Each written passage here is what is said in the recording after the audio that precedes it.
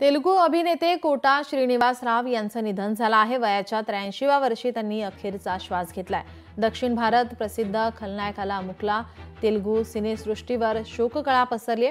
750हून अधिक चित्रपटांमध्ये त्यांनी काम केले। चित्रपट सृष्टीमध्ये येण्यापूर्वी ते स्टेट बँक ऑफ इंडियामध्ये काम करायचे।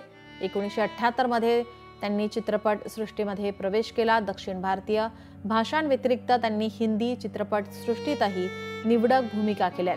ते 1999 ते 2004 पर्यंत भाजपाचे आमदार होते।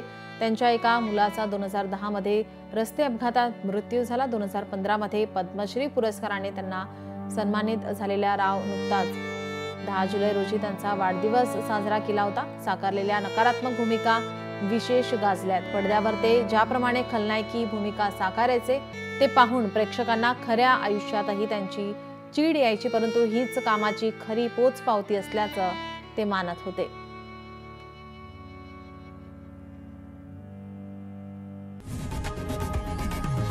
लोकशाही मराठी ऐका, पहा, जागरूक रहा।